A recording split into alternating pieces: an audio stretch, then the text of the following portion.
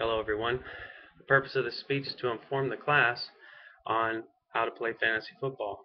Now, in order to understand fantasy football, we're going to have to look at all the roster positions and how individual player statistics affect scoring and increase their value. Now, I want you to imagine yourself sitting on the couch watching an NFL game and you're getting kind of bored. Well, if you had more of a reason to watch the game, it might make viewing a little more fun. And fantasy football gives even the most sporadic viewer a reason to watch the game. Hello, my name is David Deters, and I'm going to inform you on what fantasy football is, how individual player statistics help you score points, and how it makes viewing more fun for everyone. So, how does fantasy football work, you might ask? Well, fantasy football puts two teams head to head against each other every week. Now, the playoffs start in about week 15, 16, depending on your league. Now, you're going to have a designated number of starting positions and a designated number of bench positions. Most leagues have one quarterback, two running backs, 2 to 3 wide receivers, a tight end, a kicker, and a defensive team. And those are all your starters in most leagues. Some leagues, the more advanced leagues, allow defensive player positions as well.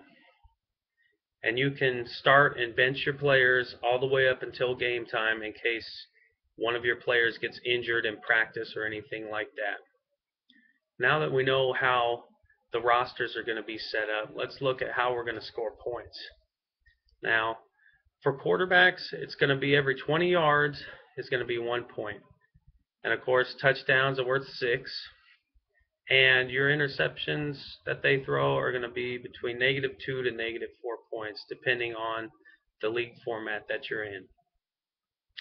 Now, with running backs, every 10 yards rushing is going to be 1 point. Of course, touchdowns are still 6 points. And they can also get points for receiving touchdowns and receiving yards. Now, for wide receivers, you can get points for receptions, and also every 10 yards is a point. And of course, touchdowns are still 6 points. And in case they get a handoff or a run, any yards that they get up to 10 yards will be 1 point.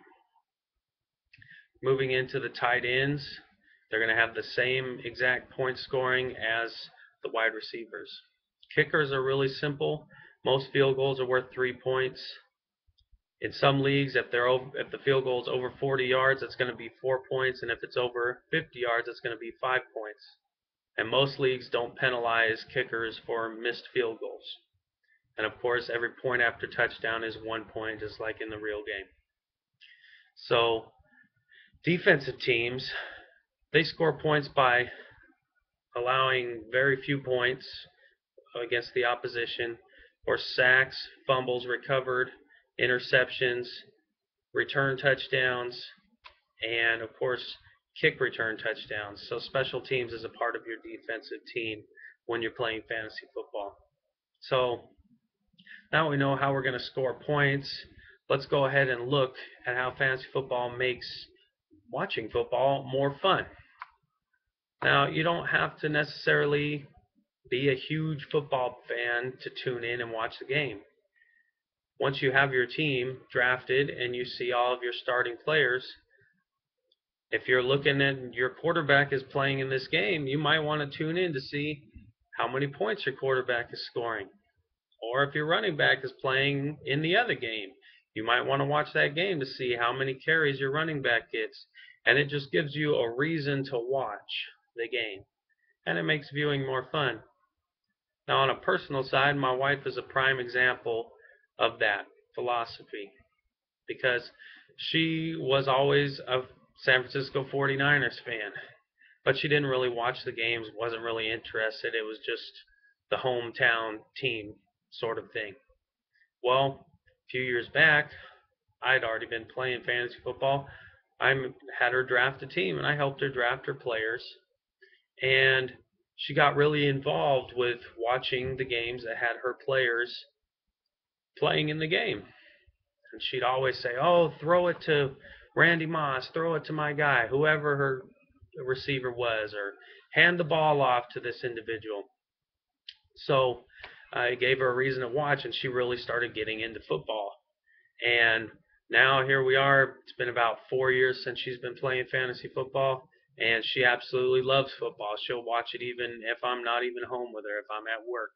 So for all the husbands out there that their wife doesn't like football, get them a fantasy football team. Maybe they'll enjoy it. Maybe it'll work for you. So now that you understand how fantasy football works, next season's coming up in a few months. Get out there and start planning your drafts. Today I covered what fantasy football is, how to score points, and how fantasy football makes watching the NFL much more fun. So now that we know what there is to know, the basics about fantasy football, let's hit the draft room. Thank you and have a nice day.